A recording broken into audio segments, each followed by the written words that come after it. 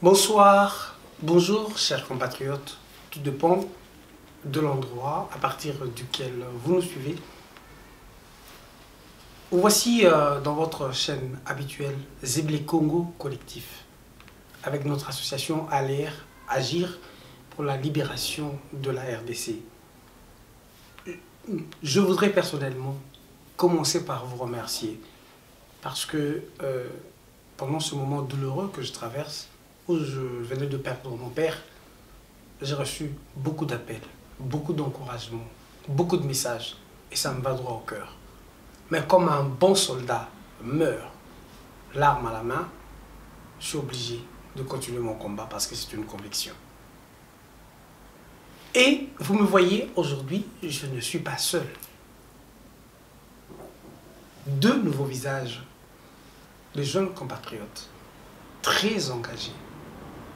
À ma droite, Anushka. Bonjour. Bonjour Anushka.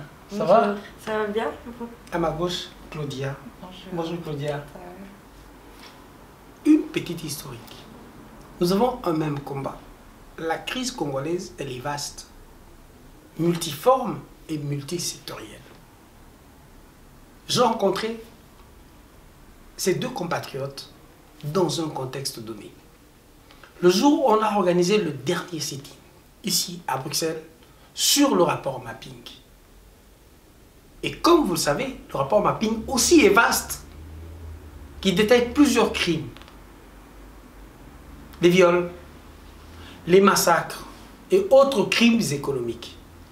Et quand j'ai rencontré nos compatriotes, qui ont aussi un collectif, qui lutte pour certains, contre certains crimes, je veux dire, parce que le rapport mapping, nous luttons tous pour que justice soit faite pour les victimes et pour toute une république.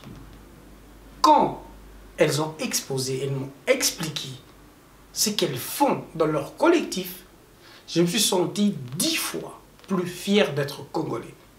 Nous, on est peut-être dans le combat avant elles, parce que vous voyez qu'elles sont jeunes. Mais aujourd'hui, on voudrait cibler quelques points. Mais avant de commencer, juste, je voudrais, vous nous connaissez, nous, on est de la ALER, Agir pour la libération de la RDC. On mène un combat purement politique.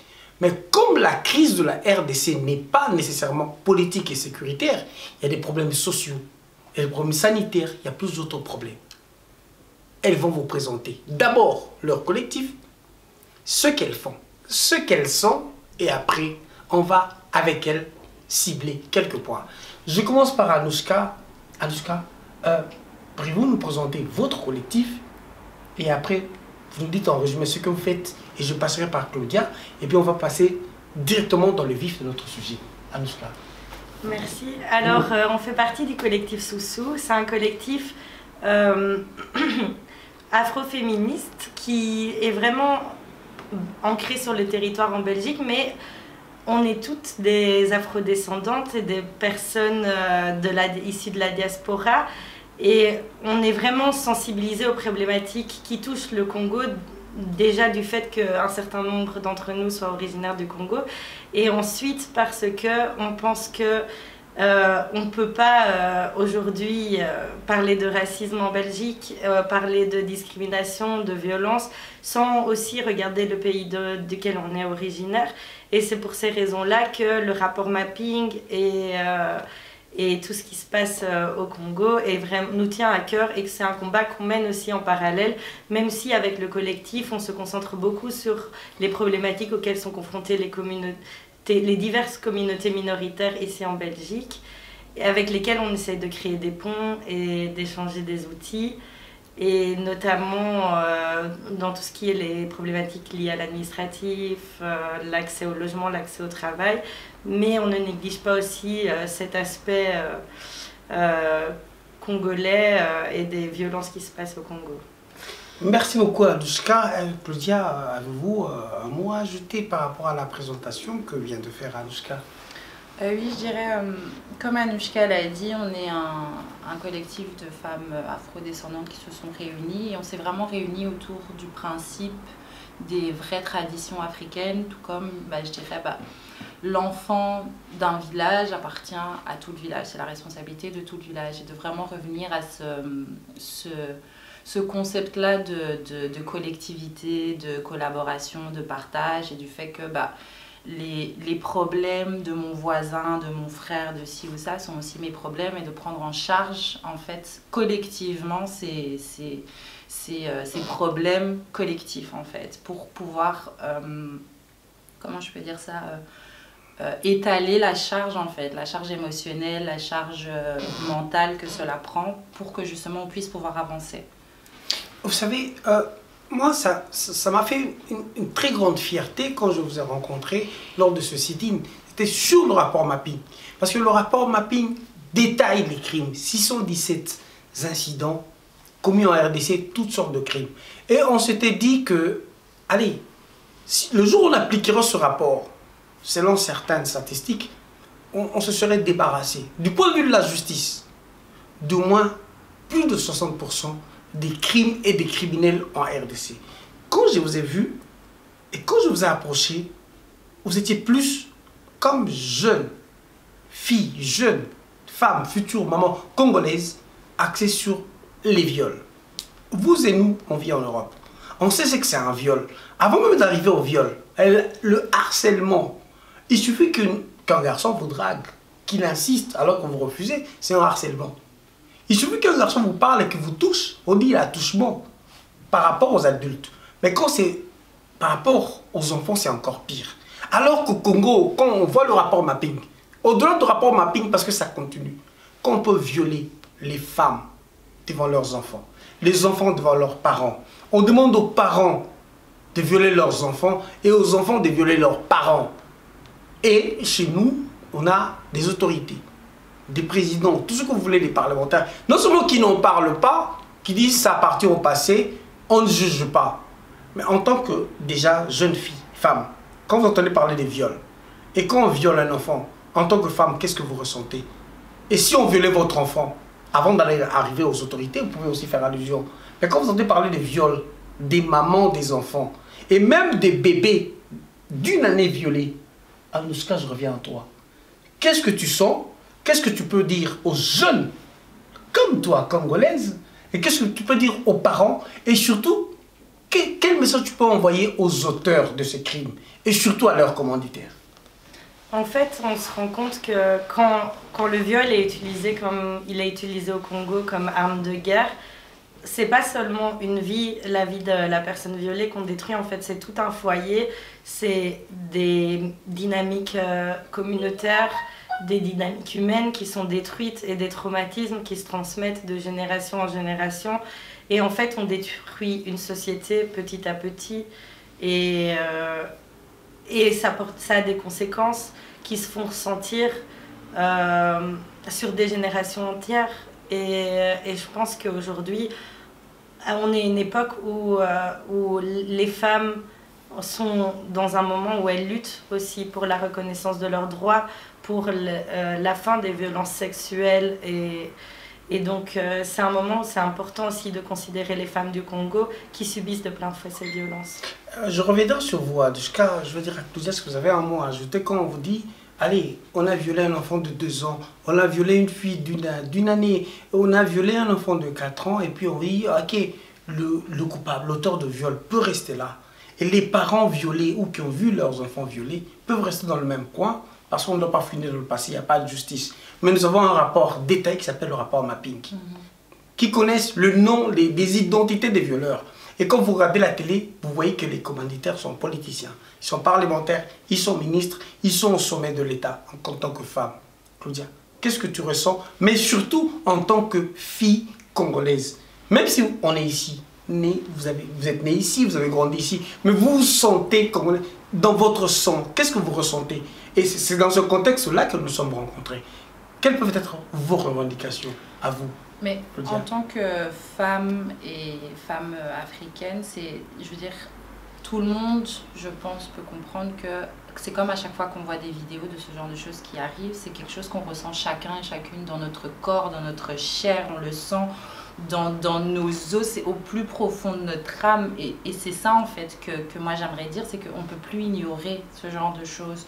on le voit, on les voit tous sur les réseaux sociaux, ça passe, on voit plein de vidéos comme ça et on peut plus juste les regarder et être désensibilisé en fait de tout ce qui se passe. Il faut se rendre compte que c'est des vraies vies qui sont détruites, c'est vraiment des gens qui souffrent, c'est pas juste des images que l'on voit qui sont partagées entre les personnes comme ça arrive réellement, c'est des vies qu'on détruit, c'est des avenirs qu'on détruit, c'est quelque chose qu'on nous retire et on nous retire à nous tous en fait, on nous retire à la communauté. C'est pas juste à eux, c'est à tous les Congolais qu'on retire en fait.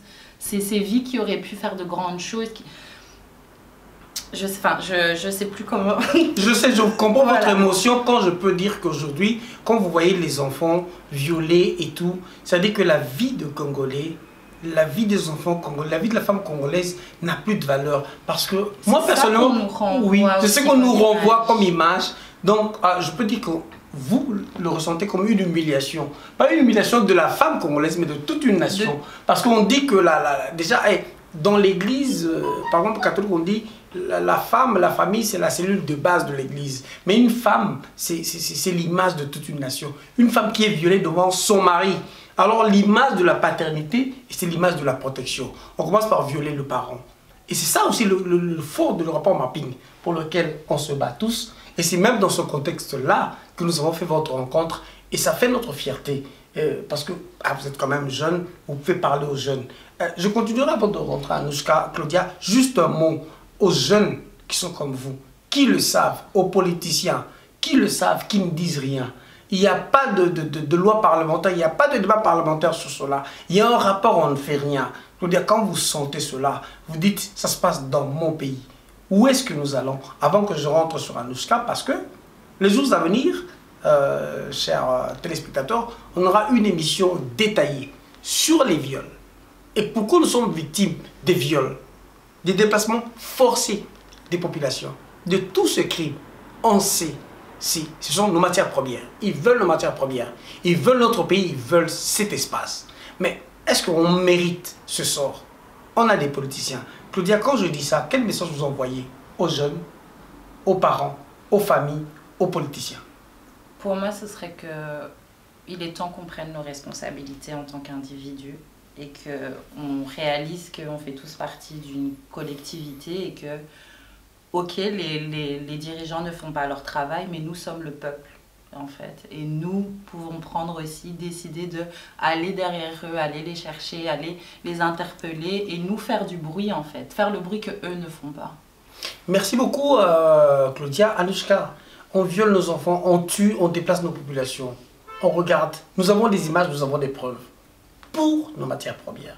Est-ce que c'est cela que nous méritons? En conclusion, les matières premières appartiennent à la RDC. Il n'y a pas d'autre moyen d'exploiter nos matières premières. Parce qu'ici, nous ne faisons qu'un spot. Parce que nous aurons, très chers téléspectateurs, les jours à venir, une grande émission où il y aura aussi l'intervention d'un des nôtres qui fait partie de notre association, l'AGIR, qui est pseudo-psychiatre, qui va vous parler des traumatismes ou des syndromes post-traumatiques pour les enfants, les femmes, les familles violées, même les enfants qui ont vécu ces violences. Comment ces enfants-là peuvent être gérés dans la société? Quel danger représentent-ils? Pourquoi c'est irresponsable de notre gouvernement? Claudia, méritons-nous pour nos matières premières? C'est par là qu'on va chuter pour qu'on annonce à nos frères et sœurs les jours à venir qu'il y aura une émission, vous vous habituerez à nous voir avec nos amis de ce collectif. Claudia, qu'est-ce que vous dites? Est-ce que vraiment la femme congolaise, l'enfant congolais mérite cette injustice? Quand il est violé, la femme est violée, l'enfant, on ne dit rien. Qu'est-ce que vous ressentez? Quel message vous envoyez?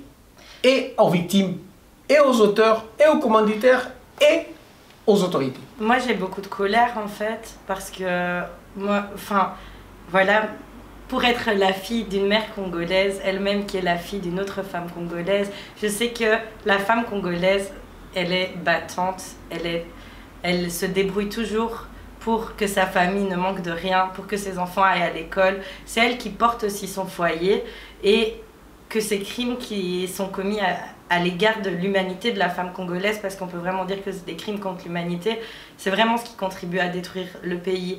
Et aujourd'hui, on traite les Congolais comme si ils mangeaient leurs richesses, alors que personne ne mange du coltan au Congo. Les gens vivent sur des terres et on les chasse de leurs terres, alors qu'aujourd'hui, tous les laboratoires du monde possèdent les outils nécessaires à tracer les minerais, à connaître l'origine et le sol dont proviennent ces minerais. Mais aujourd'hui, on a des entreprises qui achètent des minerais à des pays voisins de l'Est du Congo qui ne possèdent pas ces minerais sur leur sol. Et nous, on se questionne comment est-ce que c'est possible, avec les moyens dont on dispose, que ces pratiques-là ne soient pas mises à jour, comme le rapport mapping le démontre vraiment clairement. Et c'est vraiment un problème qui nous interpelle, nous, même en tant que Belges, en tant que Congolais, en tant qu'enfants d'Afrique, en tant qu'enfants d'Europe, parce que c'est toute l'humanité qu'on vole en fait. On vole l'enfance des enfants du Congo, on vole le futur des femmes du Congo et on vole le futur de toute la société congolaise. Merci beaucoup Anouchka. Et là, vous comprenez, très chers téléspectateurs, que la crise congolaise, normalement, est une crise mondiale. Nous avons les matières premières, coltan, or, tout ce que vous dites, dont le monde entier a besoin, dont la société moderne a besoin, mais en même temps, nous en sommes des victimes. On nous tue, on viole nos enfants, nos mamans, le monde se tait. Et ce qui est dramatique, et peut-être c'est ce qui sert d'abri, de bouclier à ces crimes et à ces criminels, c'est que nos compatriotes sont complices. Vous aimez le Congo, vous aimez la RDC, vous devez dire non. Il y a moyen d'en profiter. Il y a moyen d'utiliser ces richesses autrement. Peut-on dire aujourd'hui, parce qu'on a vu ressusciter l'affaire Chebea, après ce sera le rapport mapping, c'est ce que nous développerons les jours à venir dans nos prochaines émissions. Vous avez vu Anouchka, vous avez vu Claudia, merci, nos chers compatriotes dont je suis fier. Je peux me dire demain, on peut mourir en paix. Parce que nous avons nos jeunes, nos sœurs qui peuvent continuer ce combat. Vous êtes Congolais, Congolaises. Vous direz vous taire, mais vous serez victime à jamais. Les jours à venir, nous allons vous annoncer, on va détailler. Est-ce qu'après l'affaire Chebea, après l'affaire Chebea et John Numbi, y aura-t-il vraiment des politiciens qui vont se mettre debout pour appliquer le rapport mapping? Question mark, point d'interrogation. Restez branchés sur Zem le Congo collectif. N'oubliez pas, abonnez-vous, aimez, partagez nos vidéos et surtout les jours à venir, habituez-vous à nous voir avec Anouchka, avec Claudia, nos sœurs, nos compatriotes, des fortes. On a parlé d'Amazon avec Kadhafi. Elles sont plus qu'Amazon. Les Amazones étaient des battantes avec des tenues militaires. Ici, on a des cerveaux. Les Congolais sont des gens dignes, fiers, intelligents, intelligentes. Et on va vous le prouver. Le Congo sera libéré. Mais si nous sommes ensemble, si nous aimons ce pays, et surtout, si on se dit à un moment donné, non à l'agression, non à ce système foutu. À l'avenir, merci beaucoup Zem le Congo, collectif, partagez, aimez nos vidéos. Merci Claudia, merci Anouchka. On reste en collaboration, vous serez habitués à nous voir. À la prochaine fois, on va vous indiquer à l'avance. Merci à tous, au revoir.